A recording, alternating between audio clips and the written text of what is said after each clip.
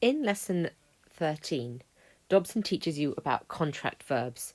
This is a class of verb that is very similar to luo, but if you were going to talk about conjugations, different classes of verb in Greek would possibly come under that category.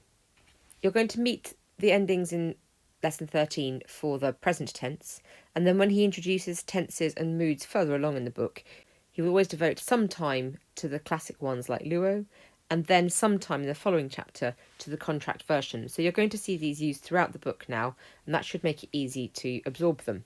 They're not difficult, but they do involve messing around with vowels, which is sometimes a little bit awkward in Greek.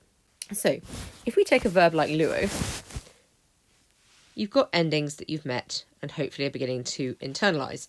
Luo, lues, lue, luomen, luete, luusin.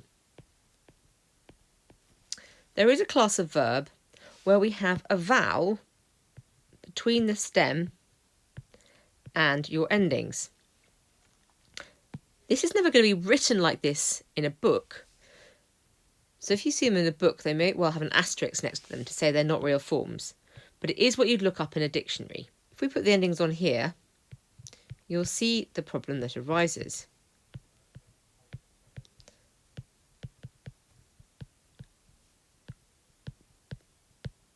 It is not natural in Greek to have next to each other,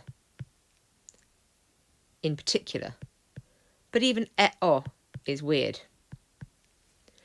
So Greek doesn't habitually put two vowels next to each other like that. If you tried saying them you have to put a glottal stop in between those two parts. And that is very ugly and not something Greek usually does.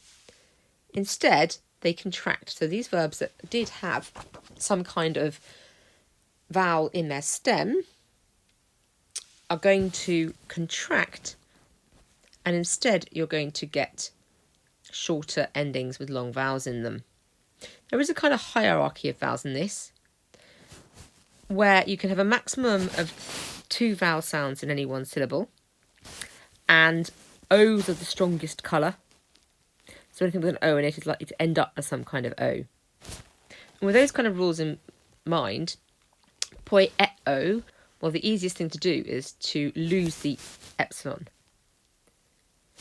One of the things you'll then find is that there's a different accentuation.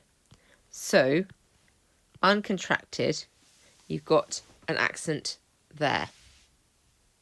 Contracted, you're now going to have a circumflex over the omega, which is indicating that contraction. So you can often spot these because you'll get a contraction in the accent, marking the change that's happened. Ace, if you try shortening that, you're going to end up with ace because the colour is still the same. They're both E sounds, but you've already got a long syllable with E, and if we can't add E, it just doesn't work. Same thing's going to happen with poie. Poie omen is where it starts getting more interesting. And contracts to oo. Contracts to epsilon iota again. And back to oo. So actually, when it comes down to it, your endings aren't all that different from the luo ones. There are just a couple of places, notably umen, eta, and that circumflex accent, for example, that are different to the standard endings you get. In the present tense, that's as difficult as it gets.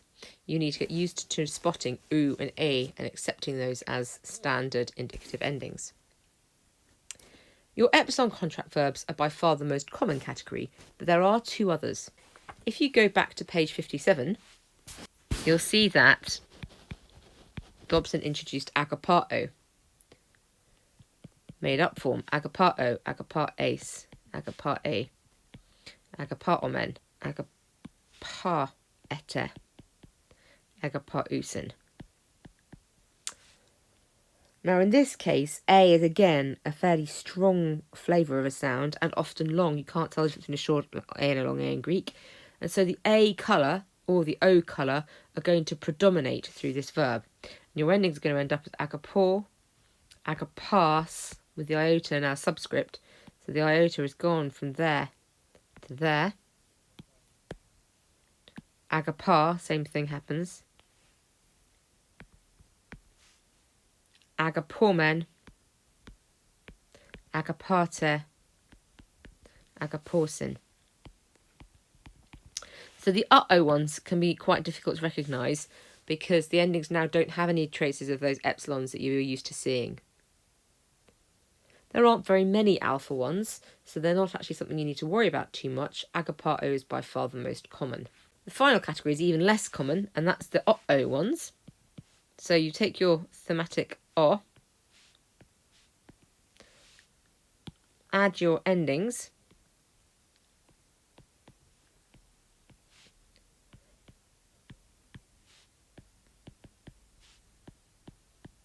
and if you bear in mind what I said about O being quite a strong colour, you're going to end up with a load of endings that have quite a lot of O's in them.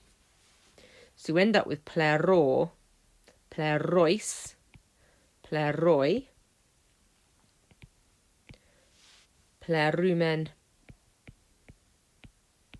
plerute, plerusin.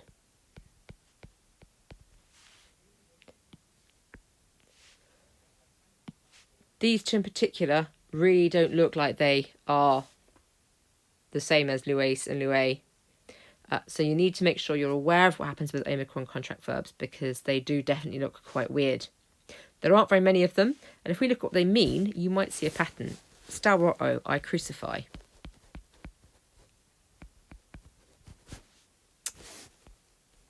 Plero, I fill. Dikai o, I justify. All of these are make X happen. So make something to do with the cross happening, make something full, make something just, which in English can be marked by the suffix -ify. So this is what we call a factative morpheme. So the uh-oh here isn't just an annoyance, it is actually doing something. So if you see an uh-oh verb, you're probably going to be able to say, well, actually, I know the root player means full, and it's an uh-oh verb, so it's going to be meaning make full. So actually, the fact that it's an uh-oh verb should then point you towards working out what its meaning is quite well as well. There aren't that many of them, so you're not going to see them very often, which means on the one hand, they're not too much of a problem, but on the other hand, you don't get used to seeing them, so you do need to learn them thoroughly so that you are ready for them when you do see them. The last thing in this chapter is punctuation.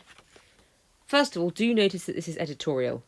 So it's not going to be something that you get in older texts. It's not going to be consistent between editions. This is an editor's decision. A comma is just a comma. A colon is doable. And on the whole, you're going to get it as a dot above the line. Full stop. A dot on the line. Question mark. You get the equivalent of a colon, semicolon in English. And an apostrophe still exists.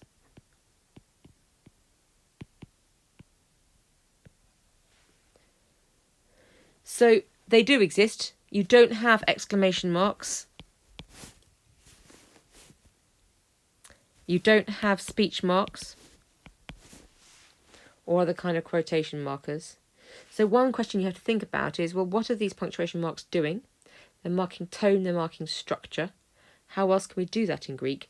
And the answer is going to be using particles and other discourse markers. So you're going to have to learn to look at the words to do the kind of functions that a lot of punctuation would do in English, and therefore that will have an impact on how you translate things, because sometimes words are functionally acting in lieu of punctuation, where in English we'd have a diacritical mark.